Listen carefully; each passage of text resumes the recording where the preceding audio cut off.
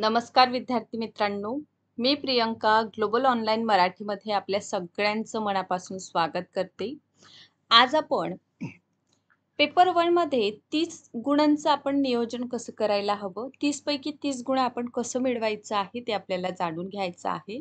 सर्वप्रथम विद्यार्थी मित्रांनो, महाराष्ट्र सेट एक्झामिनेशनमध्ये पेपर 1 हा अनिवार्य पेपर आहे. कंपल्सरी हा पेपर आहे आणि यामध्ये घटक आपल्याला अभ्यासक्रमात 10 युनिट्स दिलेले आहे. सो 10 युनिट्सवर आधारित आपलं पेपर 1चं सिलेबस आहे. या 10 युनिट्सपैकी 3 युनिट जे आपल्याला दिसून येतं हे पूर्णतः मॅथ, लॉजिकल रिझनिंग आणि डी-आयच्या भागावर आधारित आहे. आणि याचं एक्झामिनेशनच्या पॉइंट ऑफ व्ह्यूने वेटेजचं जर विचार केलेलं तर एकूण 30 गुणांसाठी पर्टिक्युलर या 3 युनिटमधून प्रश्न विचारलं जातं. यामध्ये गणितीय तर्क किंवा तार्किक तर्क देखील यांचा समावेश होतो. डाटा इंटरप्रिटेशन ज्याला आपण डी-आय म्हणतो याचा देखील समावेशन आहे. तर मित्रांनो, प्रश्न असा आहे की खरंच आपण या भागातून व्यवस्थित अभ्यास जर केलेलं तर 30 पैकी 30 गुण आपण मिळवू शकतो का? तर नक्कीच विद्यार्थी मित्रांनो, गणितीय तर्क आणि तार्किक तर्काचा असा भाग आहे ज्यामधून आपण पैकीच्या पैकी मार्क आपण मिळवू शकतो. सो जे विद्यार्थी मित्र महाराष्ट्र सेट एक्झामिनेशन 2026चं प्रिपरेशन करीत आहे, अशा सगळ्या विद्यार्थी मित्रांसाठी आजचा व्हिडिओ लेक्चर अत्यंत महत्त्वाचा आहे. यामध्ये आपण जाणून घेऊया की पर्टिक्युलर मॅथचं आपलं काय नियोजन असावं, रिझनिंगचे क्वेश्चन आपण कसं सोडवायला हवं आणि डी-आयचं आपण प्रॅक्टिस कसं करायचं. तर हे जाणून घ्यायचं आहे. तर नक्कीच मित्रांनो, हा व्हिडिओ लेक्चर शेवटपर्यंत बघायचा आहे आणि फक्त बघायचंच नाही तर यामध्ये ज्या महत्त्वपूर्ण बाबींचा आपण समावेशन केलेला आहे त्याला सुद्धा आपल्याला आवर्जून करायचं आहे, जेणेकरून येणारी जी आपली 2026चं महाराष्ट्र सेट एक्झामिनेशन आहे त्यापैकी 30 गुण आपले जे आहे ते पक्के म्हणजे पैकीच्या पैकी आपण घेऊ शकणार आहोत. सो व्हिडिओ लेक्चरला सुरुवात करण्यापूर्वी महाराष्ट्र सेट एक्झामिनेशन पेपर 1 याचं कंप्लीट कोर्स मित्रांनो अवेलेबल आहे आणि याकरिता नवीन बॅच सुरू होत आहे 22 तारखेपासून. 22 सप्टेंबरपासून महाराष्ट्र सेट पेपर 1 याची नवीन बॅच सुरू होत आहे. या बॅचमध्ये आपल्याला लाईव्ह सेशन मिळेल. डेली 8 PM ला आपलं सेशन होणार. हा सेशन आपण रेकॉर्डेड फॉर्ममध्ये देखील बघू शकता. ठीक आहे. रेकॉर्डिंग वाटेल तितक्यादा आपण बघू शकतो. एकदा, दोनदा, तीनदा.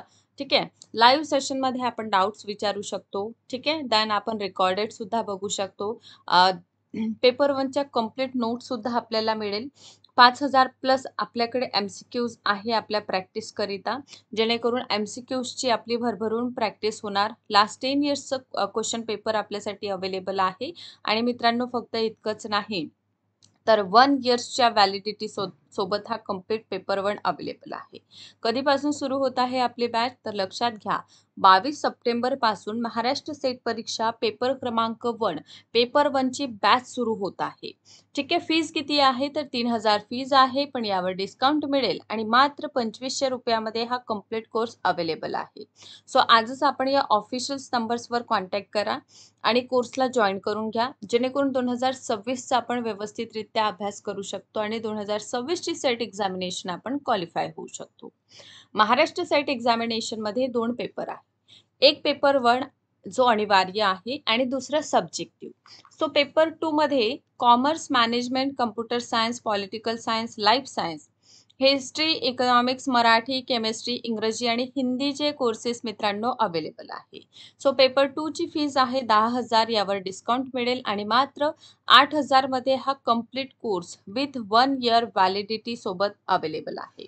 आपण आज जरी पर्टिक्युलर कोर्स जॉईन केलेलं तरीही एक्झामिनेशन होतपर्यंत 2026ची एक्झामिनेशन होतपर्यंत याची व्हॅलिडिटी राहणार आहे, जी आपल्या सगळ्यांसाठी खूप महत्त्वाचं ठरेल. प्लस यामध्ये पेपर 1 जो आपला अनिवार्य पेपर आहे तो फ्री ऑफ कॉस्ट आहे. सो अशा प्रकारचा हा कंप्लीट कोर्स आहे. सो यासाठी आपण ऑफिशियल नंबर्सवर कॉन्टॅक्ट करा आणि कोर्सला जॉईन करून घ्या. सो सर्वप्रथम आपण बघूया युनिट 5 आहे. पर्टिक्युलर 10 युनिट आहे. 1, 2, 3, 4 असे टोटल 10 युनिट आपल्याला सिलेबसमध्ये जे आहे दिलेले आहे. त्यापैकी युनिट 5 जे आहे ते गणितीय तर्क आणि योग्यतेवर आधारित आहे. आता इथे लक्षात घ्या मित्रांनो, संख्या मालिका यांवर 100% प्रश्न येतं. ठीक आहे. नंबर सिरीज ज्याला म्हणतो, letter series, code and relationship यांवर आपल्याला 100% परीक्षेमध्ये प्रश्न जे आहे दिसून येतं. तो नंबरवर असू शकतं, लेटर सिरीजवर असू शकतं, कुठल्याही भागांवर आपल्याला परीक्षेमध्ये जे आहे प्रश्न येताना दिसून येतात. त्यामुळे आपल्याला हा जो पर्टिक्युलर भाग आहे याला स्किप करायचं नाही. हा भाग तुम्ही सुरुवात करून द्या. आणि सर्वात महत्त्वाचं बघा, जे विद्यार्थी मित्र पर्टिक्युलर सायन्स बॅकग्राऊंडचे असतो किंवा कॉमर्स जरी असेल तरीही अशा विद्यार्थी मित्रांसाठी हा भाग खूप जास्त काठिण्य वाटत नाही. त्यांनी वारंवार सराव जर करून घेतलेला तर तुम्ही इझिली हा घटक जो आहे तो कव्हर करून घेत असता. प्रॉब्लेम जे ज्यांचं स्ट्रीम म्हणजे ज्यांची शाखा आर्ट्स असतं अशा विद्यार्थ्यांना पर्टिक्युलर मॅथ या भागामध्ये प्रॉब्लेम्स जाताना आपल्याला दिसून येतं किंवा कन्सेप्ट त्यांचा तेवढ्या जास्त प्रमाणात क्लिअर नसतात. त्यामुळे सर्वप्रथम मित्रांनो, एक बेसिक जे असतात मॅथचे ते आपल्याला माहीत असावं. ठीक आहे. म्हणजे त्यामध्ये आले आपले पाढे पण आले. ठीक आहे. टेबल सुद्धा आपल्याला माहीत असणं आवश्यक आहे. काय होतं, बराच कालावधी उलटल्यानंतर आपण एक अभ्यासाला सुरुवात केलेली आहे. एक परीक्षा आपण टार्गेट करीत आहोत. ठीक आहे. तर त्यामुळे सगळ्यांना सगळ्या गोष्टी येत असतं असं काहीच होत नाही. त्यामुळे जर नसेल येत तर यामध्ये घाबरण्यासारखं गोष्ट नाही. तर बेसिकपासून सुरू करा. टेबल वगैरे आपल्या बुकमध्ये तुम्ही लिहायला त्याला अ, अ, अ, अ, कोरिलेट करायला तुम्ही सुरुवात करून द्या. आणि यासोबतच सगळ्यात सोपा टॉपिक आहे number series, letter series, code and relationship याला तुम्ही करायला सुरुवात करा. ठीक आहे. यानंतर हा सेकंड जो टॉपिक आपल्याला दिसून येतं, फ्रॅक्शनचं असू द्या, टाइम अँड डिस्टन्सचं असू द्या, रेशिओ कसं काढायचं, ठीक आहे, टक्केवारी कसं काढतात, नफा तोटा काय आहे, सरासरी कसं काढतात, तर यांवर देखील आपल्याला 100% एक तरी प्रश्न दिसून येतं. तर हे दोनही टॉपिक मित्रांनो तुम्ही स्किप करायचं नाही. सर्वप्रथम तुम्हाला बेसिक क्लिअर करायचं आहे. Basic in the sense, basic म्हणजे काय करणार तुम्ही बेसिकमध्ये, तर टेबल तुम्हाला व्यवस्थित माहीत असावं. मॅथचे जे बेसिक बेसिक गोष्टी असतात, ठीक आहे, त्या तुम्ही करा. सुरुवात करा. ठीक आहे. आपण असं मॅथचा भाग असा नाही, की 1 दिवस किंवा 1 महिना करून आपण व्यवस्थित त्या गोष्टींमध्ये पारंगत होऊ शकतो. ठीक आहे. जर 26च्या परीक्षेला टार्गेट करीत आहात आणि आपल्याला माहीत आहे, की पर्टिक्युलर 30 मार्क्स आपले या पर्टिक्युलर भागावर डिपेंड करतात, तर नक्कीच आपल्याला आजपासूनच याची सुरुवात करून द्यायला हवं, जेणेकरून समोरची जी परीक्षा असणार आहे त्यामध्ये आपण व्यवस्थित परफॉर्म करू शकतो. तर हे दोनही घटक तुम्हाला स्किप करायचं नाही. बेसिक म्हणजे टेबल्सपासून आपण सुरुवात करून द्या. त्यानंतर हा लॉजिकल रिझनिंगचा भाग आहे. ठीक आहे. सो लॉजिकल रिझनिंग संबंधित देखील मी तुम्हाला सांगितलेलं आहे, की प्रकारे जे आहे लास्ट प्रिव्हियस काही दिवसापूर्वी मी तुम्हाला या संबंधित थोडा गाईडन्स केलेला आहे, की सर्वप्रथम जे आहे या पर्टिक्युलर पार्टवर तुम्ही सुरुवात करून द्या. एक बेस जे आहे तुम्ही मॅथचं बनवून घ्या. त्यानंतर तार्किक तर्काला आपण सोडवायला सुरुवात करूया. यामध्ये वेन डायग्राम, ऑब्व्हियसली एक क्वेश्चन तर यावर असतंच. भारतीय तर्क आहे, इंडियन लॉजिक ज्याला आपण म्हणतो. ठीक आहे. यावर देखील प्रश्न विचारलं जातं. प्रिव्हियस इयरमध्ये देखील इंडियन लॉजिकवर प्रश्न विचारलेले आहे. त्यामुळे हा देखील असा भाग आहे जे आपण स्किप करू शकत नाही. ठीक आहे. पण अभ्यासक्रमाला सुरुवात करीत असताना एक बेसिकपासून आपण जायला हवं असं माझं तरी मत आहे आणि नक्कीच आपल्या सगळ्यांचं हा भाग आहे. ठीक आहे. आणि नक्कीच तुम्हा सगळ्यांना अभ्यास करीत असताना एक बेसिकपासून सुरुवात करून द्या. डी-आय ऑब्व्हियसली पर्टिक्युलर या परीक्षेमध्ये 1 डी-आय विचारलं जातं किंवा 2 देखील डी-आय विचारले जाऊ शकतात. त्यामुळे आपण असं संभ्रम निर्माण करून राहू शकत नाही, की 1 असेल किंवा 2 असेल. डी-आय म्हणजे फक्त काय टेबल चार्ट असेल असं नाही.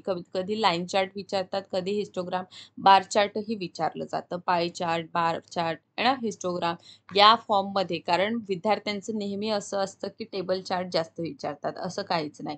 फक्त टेबलवर आधारित चार्टच विचारलं जात नाही, तर पाय चार्ट देखील विचारतात. कधी हिस्टोग्रामवर सुद्धा प्रश्न येतात, तर कधी बार चार्टवर सुद्धा येतात. त्यामुळे ग्राफिकल प्रतिनिधित्व, हे सगळे प्रकार जे आहे, लाईन चार्ट कसं सोडवायचं, टेबल चार्ट कसं सोडवायचं, हे सगळं आपल्याला यायला हवं.